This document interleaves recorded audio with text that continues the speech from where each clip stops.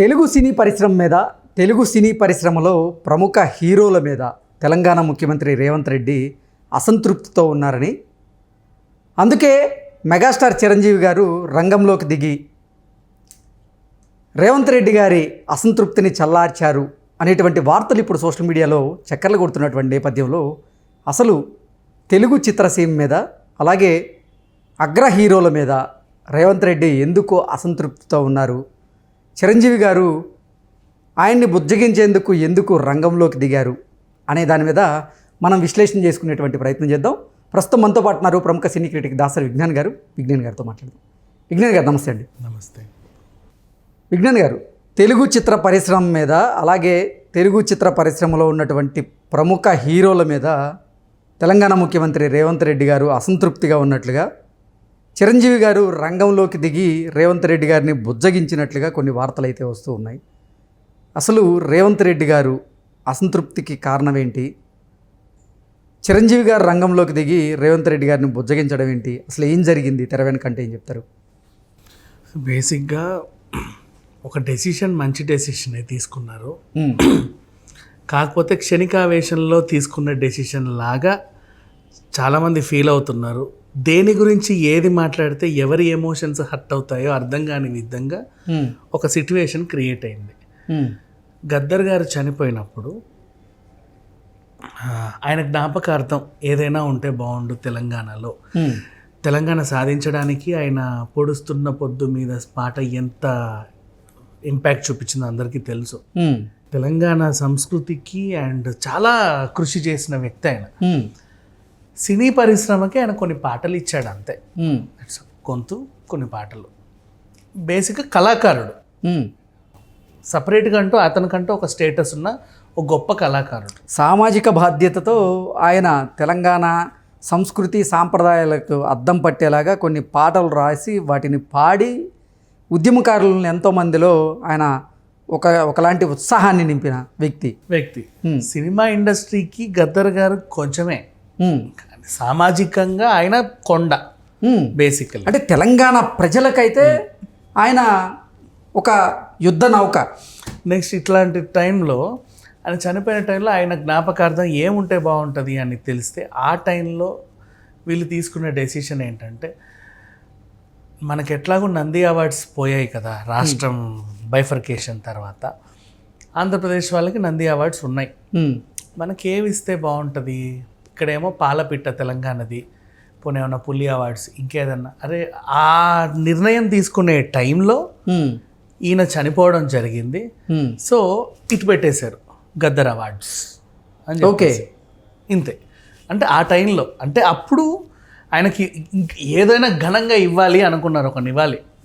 ఇదైతే కరెక్ట్ ఏమో. ఆ టైంలో ఇది ఒకటి డెసిషన్ టేకింగ్ ప్రాసెస్లో ఉన్న టైంలో ఇటు అంటగట్టేశారు. అంటే నంది అవార్డ్స్కి గద్దర్ అవార్డ్స్గా పేరు పెట్టాలనుకున్నారు. తెలుగు సినిమా వాళ్ళకి ఇచ్చే పురస్కారాలని అప్పటి వరకు నంది పురస్కారాలు అన్నారు కదా. ఆ తర్వాత ఇంకే పురస్కారం ఇద్దాము అనుకునే టైంలో గద్దర్ పురస్కారాలు ఇవ్వడానికి సిద్ధమయ్యారు. ఇప్పుడు సినిమా ఇండస్ట్రీ విషయానికి వస్తే, ఇప్పుడు సామాజికంగా ఆయన ఒక కొండ, ఆయన్ని ఏమీ అనాల్సిన అవసరం లేదు. ఇప్పుడు సినిమా ఇండస్ట్రీ విషయానికి వస్తే ఇందులో దిగ్గజాలు ఉన్నారు ఇండస్ట్రీలో. అవును, మహామహులు. ఒక దాదాసాహెబ్ ఫాల్కే అవార్డు ఉంది, అది అత్యున్నతమైన అవార్డు. దాని తర్వాత ఇంకేమైనా, ఇప్పుడు దాసరి నారాయణరావు అవార్డు ఇచ్చినా వీళ్ళకి ఏం అనిపించేది కాదు. కాకపోతే దాసరి నారాయణరావు తెలంగాణనా ఆంధ్రానా అన్నట్టు ఏదో ఉంటుంది. పోనో రామానాయుడు అవార్డు ఇవ్వాలనుకున్నా, రామానాయుడు తెలంగాణనా ఆంధ్రానా అని ఒకటి ఉంటుంది. కళాకారులు ఇట్లాంటి వాళ్ళ వైపులో మోస్ట్లీ అటు నుంచి వచ్చిన వాళ్ళే ఉన్నారు, మహామహులు అందరూ కూడా. ఇంకేం చేద్దాం, తెలంగాణ వైజ్గా అత్యున్నత వ్యక్తి సినిమా ఇండస్ట్రీకి సేవ చేసిన వాళ్ళు ఎవరున్నారు అని వెతగ్గా వాళ్ళకి ఏవో అనిపించాయి కొన్ని పేర్లు. అట్లాంటి దాంట్లో ఈ టైంకి గద్దర్ గారు లేరు కదా. ఆయన కూడా సినిమా ఇండస్ట్రీలో ఒక 2-3 పాటలు రాశాడు, కొన్నిట్లోనూ కనబడడం జరిగింది. సో ఇటు పెట్టేద్దాం అనుకున్నారు. వీళ్ళ ఎమోషన్స్ ఏమయ్యాయి అంటే, ఇండస్ట్రీ తరఫున గద్దర్కి సంబంధం లేదు కదా. ఈ పోనీ అవార్డు ఇద్దాం అనుకున్నా సరే ఆయన పేరు గుమ్మడి విఠల్ రావు, గద్దర్ అయినది ఆయన ఆ పేరు, కలం పేరు, ఆయనకు అసలు ప్రజలు పెట్టుకున్న పేరు. అవునవును, అదే అట్లా. సో ఇటు చూసుకుంటేనేమో మరి ఏ విధంగా పోనీ ఏదన్నా ఇండస్ట్రీ సంబంధించి ఒక పక్షి అవార్డు, లేకపోతే ఒక కెమెరా అవార్డు, లేకపోతే ఒక రీల్ అవార్డు, కనుమరుగైపోయినాయి రీళ్ళు, ఆ టైపులో దాన్ని ఒక పురస్కారం. అంటే ఇండస్ట్రీలో కనుమరుగైనటువంటి ఇంకా గుర్తుంచుకోదగినటువంటి ఏమైనా ఉంటే అట్లాంటి ఏమైనా అవార్డు పెట్టుకుందామా అని వాళ్ళు డిస్కస్ చేస్తున్నారు. కెమెరా రీల్ పెట్టుకుంటే అది కెమెరామెన్స్కి ఇచ్చే పురస్కారాలకి ఇచ్చుకోవచ్చు, నష్టం లేదు ఉత్తమ కెమెరామెన్కి. ఇంకేం చేద్దాం, కంప్లీట్ ఇండస్ట్రీకి ఎలా ఇద్దామని వీళ్ళు తర్జన పడే టైంలో వీళ్ళు బలవంతంగా గద్దర్ అవార్డ్స్ అని చెప్పేసి కీలకంగా ప్రకటించేశారు. ఇప్పుడు అది ఫిక్స్ అయిపోయింది. ఎవరు, తెలంగాణ ప్రభుత్వం నిర్ణయించిందో? నిర్ణయంతో ఫిక్స్ అయిపోయింది. వీళ్ళకి ఏంటంటే అసలు సినిమా ఇండస్ట్రీకి గద్దర్ గారు చేసిన సేవలంటూ, అంటే ఇప్పుడు ఇప్పుడు దాసర్ గారు అంటే ఇండస్ట్రీలో ఏ గొడవ జరిగినా సర్దుమణిగిస్తాడు, ఇంకేదో చేస్తాడు, ఒక పెద్ద దిక్కులాగా ఒకటి ఉండే. ఈయన వల్ల ఇండస్ట్రీ మా అయితే కొన్ని పాటలు వచ్చాయి, కొన్ని నటనలు వచ్చాయి, కొన్ని ఏవో వచ్చాయి, కానీ పెద్దగా ఏం లేదు కదా. ఇన్నేళ్ళ తెలుగు సినిమా పరిశ్రమకి ఎట్లా నందిని భర్తీ చేయగలిగే అటువంటి ఏముంది అని. ఇప్పుడు లేపాక్షి స్టోర్స్ అని మన దగ్గర ఉండేవి, అవును, ఈ హ్యాండీక్రాఫ్ట్స్ అన్ని ఇప్పుడు కూడా ఉన్నాయి. సో దాన్ని కేసీఆర్ వచ్చిన తర్వాత దాన్ని గోల్కొండ అని మార్చాడు, లేపాక్షి తీసేసి. అట్లా ఉమ్మడిలో ఉన్నటువంటి పేర్లు బైఫర్కేట్ అయిన తర్వాత వీళ్ళకో పేరు వాళ్ళకో పేరు పెట్టుకుంటున్నారు. వాళ్ళ ప్రాంతానికి తగ్గట్టు వాళ్ళు, వీళ్ళ ప్రాంతానికి తగ్గట్టు వీళ్ళు. గోల్కొండ అనొచ్చు, లేకపోతే రామప్ప ఎంపోరియం అనొచ్చు, వీళ్ళు ఇష్టం, అవును, పెట్టుకుంటారు. ఆయా శాఖలకు సంబంధించి ఏదైనా ఉంటే పెట్టుకుంటారు.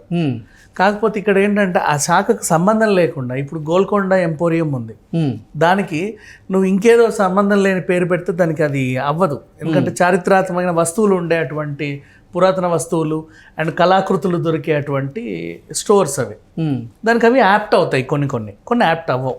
సో ఇట్లా సినిమా అవార్డ్స్కి గద్దర్ పేరు యాప్ట్ అవ్వట్లేదు అన్నట్లుగా వీళ్ళు ఫీల్ అయ్యారు. నెక్స్ట్ ఈ ఫీలింగ్ పక్కన పెడితే వీళ్ళు ఎలా ఫీల్ అయ్యారంటే, మేము ఒకటి పురస్కారం ఇస్తున్నాం ఉచితంగా గవర్నమెంట్ తరఫున ప్రోత్సాహం. ఇప్పుడు నంది అవార్డు అంటే ఏంటి, ఓ బంగారు నంది, దాంతోపాటు ఒక చెక్కముక్క, ఒక అది సర్టిఫికేటు, మంచి రిబ్బన్ కట్టి ఓ పూలగొచ్చంతో పాటు కొంచెం చిల్లర కూడా ఇస్తారు. అలా ప్రోత్సాహం అమౌంట్ జస్ట్ అట్లా ఉంచండి అని అవి కూడా ఉంటాయి. అంటే గవర్నమెంట్ తరఫున మేము మీకు ఇంత ఇస్తున్నాం కదా ఇలా. అండ్ మళ్ళీ ఆ ఈవెంట్ మేనేజ్మెంట్ అంతా కూడా గవర్నమెంటే చూసుకుంటుంది. ఎవరికైనా ఇస్తే ఒక వేదిక ఏర్పాటు చేయడం, కుర్చీలు బల్లలు మొలలు కొట్టే దగ్గర నుంచి తాడ్లు బీకే వరకు మొత్తం గవర్నమెంటే చేసుకుంటుంది. వీళ్ళు జస్ట్ వాళ్ళు అటెండెన్స్ ఇస్తే చాలు, వచ్చి అటెండెన్స్ ఇచ్చి ఇప్పుడు ఈ అవార్డు గోస్ టు పలానా అనగానే ఆయన వచ్చి నవ్వుకుంటూ అవార్డు తీసుకుంటే సరిపోతుంది. అవార్డు ఇచ్చే వాళ్ళు కూడా గవర్నమెంట్కి చెందిన వాళ్ళే ఉంటారు, ఎమ్మెల్యేలో, ఎంపీలో, లేకపోతే మినిస్టర్లో, ఇలాంటి వాళ్ళు. అంటే గవర్నమెంట్ తరఫున వెళ్తుంది కాబట్టి. పద్మ పురస్కారం ఎలా అయితే రాష్ట్రపతి ఇస్తుందో మేబీ అవార్డులు కూడా గవర్నర్ చేత కూడా ఇప్పించవచ్చు, కొంచెం వాళ్ళకంటూ గుర్తింపు లాగా బాగుంటుంది. కానీ ఆ పురస్కారం పెట్టిన పేరు వీళ్ళకి ఏంటంటే పంటి కింద రాయిలాగా అనిపిస్తుంది. ఇది గట్టిగా మాట్లాడితే ఏంటంటే గద్దర్ అభిమానులు ఉంటారు, వాళ్ళకి ఎమోషన్స్ హర్ట్ అవుతాయి. మళ్ళీ అదేంటి మా గద్దర్ గారిని ఏదో పురస్కారం ఇస్తా అంటే వద్దన్నారంట అని వీళ్ళకి అంతవరకు మాత్రమే అర్థమవుతుంది. కానీ ఆ పురస్కారానికి ఆయన సెట్ అవుతారా లేదా అన్న మెచ్యూరిటీ వీళ్ళకి ఉండదు. ఓకే, తెలుగు చిత్ర పరిశ్రమ మీద అలాగే తెలుగులో ఉన్నటువంటి ప్రముఖ హీరోల మీద రేవంత్ రెడ్డి గారు అసంతృప్తిగా ఉండడానికి కారణం ఏంటి? అంటే ఏంటంటే గద్దర్ అవార్డ్స్ని ప్రకటించిన తర్వాత వారు ఎటువంటి ప్రకటన చేయకపోవడమే రేవంత్ రెడ్డి గారి అసంతృప్తికి కారణమా అంటే ఏం చెప్తారు? అన్నామనుకో నచ్చకుండా ఏదో తీసుకున్న ఫీలింగ్ వస్తుంది వాళ్ళకి. ఊహు అన్నామనుకో గద్దర్ని అవమానించిన తెలుగు సినీ పరిశ్రమ, తెలంగాణ సినీ పరిశ్రమ అని ఒక పెద్ద ఇదైపోతుంది. రెండు ఏమీ చెప్పలేని పరిస్థితి. సో చిరంజీవి గారు వచ్చి ఏం చేశారు అంటే, అనండి ఏదో ఒక పురస్కారం అయితే వస్తుంది కదా, ఏముంటుంది మహా అయితే సంవత్సరానికి ఒకసారి ఇస్తారు, గవర్నమెంట్ కాకపోతే 2 ఏళ్ళకి ఒకసారి 3 ఏళ్ళకి ఒకసారి ఇస్తారు, అలా పెట్టుకుంటాం వెనకాల ర్యాకులో, అంతే కదా. అలా తృప్తి పడండి, పర్లేదు, ప్రతిదానికి ఏదో ఉండాలని అనుకోకండి. పోనీలే ఇప్పుడు ఉచితంగా వచ్చే పురస్కారమే కదా, పెద్దగా ఏముంది, 10 శాఖలు గవర్నమెంట్ ఏదో చేయాలనుకుంటుంది, మీరు తీసుకోండి పర్లేదు అన్నట్టు ఆయన చెప్పడం, వీళ్ళు కూడా పర్వాలేదులే తీసుకుందాం అన్నట్టుగా నిర్ణయం తీసుకోవడం జరిగింది. బట్ ఇంకా వీళ్ళందరూ రాలా. అండ్ నెక్స్ట్ అంటే రేవంత్ రెడ్డి గారి నిర్ణయాన్ని అయితే ఇప్పుడు తెలుగు చిత్ర పరిశ్రమలో ఉన్నటువంటి ప్రముఖ హీరోలు సమర్థించడం లేదు ఇక్కడ, అంతేనా? అలా లేదు, సమర్థించము అని చెబితే ఆయనకి వ్యతిరేకం అవుతాం, సమర్థిస్తాము అని చెప్పి వీళ్ళ మనోభావాలు దెబ్బతీయలేరు. అలా సమర్థించలేము అని చెబితే గద్దర్ గారిని ఏదో అవమానించినట్టు ఫీల్ అవుతారు వీళ్ళు. సమర్థిస్తున్నాము అంటే ఇక్కడ సంబంధం లేని వ్యవహారం అన్నట్టు వీళ్ళకి మనం ఒప్పుకు చావట్లా. ఇవన్నీ ఉండేసరికి సైలెంట్గా ఉన్నారు, ఏం మాట్లాడకుండా మౌనం. సో ఇప్పుడు కోమటిరెడ్డి గారు సినిమాటోగ్రఫీ శాఖ మంత్రిగా ప్రమాణ స్వీకారం చేశారు. నెక్స్ట్ ఇప్పుడు ఫర్ ఎగ్జాంపుల్ మోడీ ప్రమాణ స్వీకారానికి అందరు వచ్చారు. లైక్ ఎందుకు పరిశ్రమలు శాఖ, సినిమా శాఖ, ఆ శాఖ, ఈ శాఖ అందరూ. ఆయన ప్రధానమంత్రి కాబట్టి. ఇప్పుడు భారీ పరిశ్రమల శాఖ మంత్రి ప్రమాణ స్వీకారం చేస్తే అంబానీ, అదానీ లాంటి వాళ్ళు వెళ్ళి ఇలా నిలబడతారు. అంటే వాళ్ళకి సంబంధించిన మంత్రి కాబట్టి. మామూలుగా అసలు ఆ ప్రధాని కానీ కేంద్ర మంత్రులు ఎవరన్నా ప్రమాణ స్వీకారం చేస్తుంటే అతిరథ మహారాజులందరూ కూడా ప్రమాణ స్వీకారం అది వేరే విషయం. ఈ శాఖకి సంబంధించిన వాళ్ళు రావడం. ఇప్పుడు బొగ్గు గనుల శాఖ మంత్రి ప్రమాణ స్వీకారానికి Singareni company, coal mines company చెందిన పెద్దలు వచ్చి అలా ఉంటారు. నెక్స్ట్ అలాగే దేవాదాయ శాఖ మంత్రికి సంబంధించి ఏదైనా ఉంటే కొంతమంది వేద పండితులు వాళ్ళు వీళ్ళు వస్తారు. అలాగే సినిమాటోగ్రఫీ మంత్రి ప్రమాణ స్వీకారానికి కూడా కొన్ని సినీ పెద్దలు, 4 నిర్మాతలు, 4 డైరెక్టర్లు, ఓ పెద్ద హీరోలో ఎవరో ఒకరు ఉంటారు. కోమటిరెడ్డి గారు ప్రమాణ స్వీకారం చేసినప్పుడు సినిమాకి సంబంధించి ఎవరూ రాల. అంటే మేము వాళ్ళకి తెలుసో తెలియదు. అడిగితే ఎందుకు రాలేదండి అని అడిగితే వాళ్ళు చెప్పిన సమాధానం అంటే దిల్ రాజు గారు ప్రజెంట్ ఎక్కడెక్కడో ఉన్నారండి, ఆయన వచ్చాక అందరం కలిసి వద్దాం అనుకున్నాము, మేము అనుకుంటూనే ఉన్నాము, ప్లాన్ చేసుకుంటున్నాము ఎప్పుడు కలుద్దామని, ఈలోపు మీరే తొందరపడి ప్రమాణ స్వీకారం చేసేసారు, అందుకే మేము రాలేదు అని వాళ్ళు చెప్పుకున్నారు. ఇక్కడ ఏంటంటే ఈయన కూడా మేము ఏదో అనుకుంటుంటే మీరే తొందరపడి ఒక నిర్ణయం తీసేసుకున్నారు, పలానా దానికి గద్దర్ అవార్డులు అని చెప్పేసి. మేము ఏం చేయాలో మాకు అర్థం కావట్లేదు, సరే పోనీలే అనే ఒక సందిగ్ధంలో ఉన్నాం. చిరంజీవి గారు వచ్చి ఇప్పుడు ఏం చెప్పారు, ఏదో ఒకటి వచ్చింది కదా తీసుకెళ్లి ర్యాక్లో పెట్టుకోవడమే కదా, 24 గంటలు దాంట్లో పట్టుకొని గద్దర్ అవార్డు అనేది నువ్వు పూజలు పురస్కారాలు చెయ్యవు కదా, జస్ట్ ఒక ర్యాక్లో పెట్టుకుంటావు, నీకంటే ఒక గుర్తింపు ఉన్నట్టుగా నువ్వే ఆ టైంలో ఉత్తమ నటుడుగా కొంచెం కొనసాగుతావు. అంటే నటీనటుల ప్రతిభను గుర్తించి తెలంగాణ ప్రభుత్వం అవార్డులు ఇస్తుంది, అది ఏ అవార్డులు అయినా 24 స్వీకరించాల్సిన అవసరం ఉందంటూ కూడా చిరంజీవి గారి ముందుకు వచ్చారు, చెప్పారు. 24 క్రాఫ్ట్స్లో కూడా ఉత్తమ కెమెరామెన్ కానీ, ఎడిటర్ కానీ, ఎవరైనా సరే సహాయ నటులు వీళ్ళు ఇలా ఇచ్చుకుంటారు.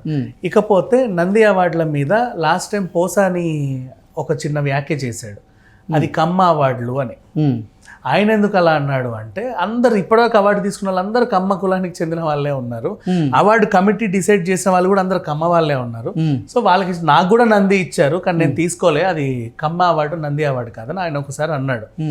నెక్స్ట్ దీని మీద ఉన్న ఇంకో అపవాదం ఏంటంటే, నంది అవార్డులు ఎవరికి ఇస్తారో తెలుసా? ఇప్పుడు ఫర్ ఎగ్జాంపుల్ ఒక నటి వరంగల్కి చెందిన ఆవిడ, ఇంకో నటి నిజామాబాద్కి చెందిన ఆవిడ, ఇంకో నటి ఆదిలాబాద్, ఇంకో నటి మంచిర్యాల చెందిన ఆవిడ ఉందనుకో. ఆ మంచిర్యాల నటుడు ఆ మంచిర్యాల నియోజకవర్గంలో ఎవడైతే నిలబడి ఉంటాడో వాళ్ళకి కొంచెం వెయిటేజ్ తక్కువ ఉందనుకో, అవతలోడు ఎక్కువ ఉన్నాడు, వీడికి వెయిటేజ్ తక్కువ ఉందనుకో, ఈమెను ఉత్తమ నటిగా సెలెక్ట్ చేస్తారు.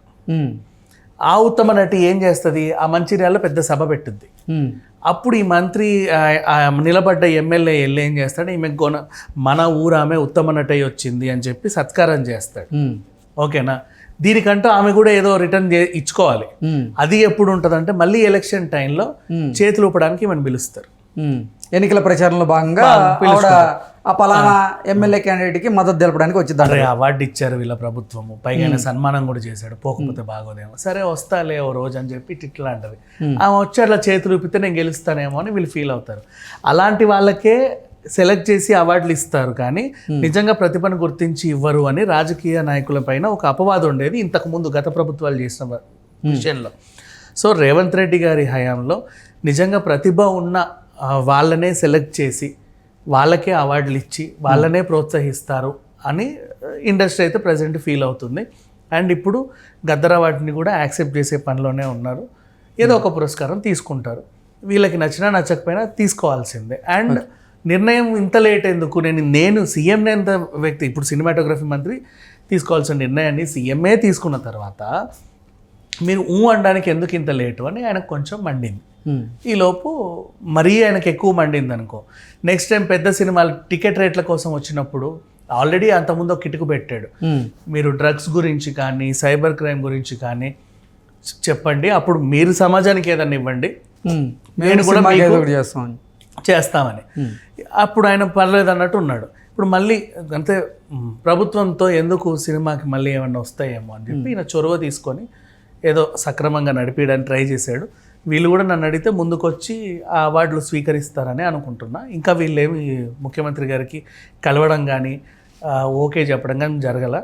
మేబీ ఈరోజో రేపో అవుతుంది. ఓకే అండి, థ్యాంక్ యూ సో మచ్.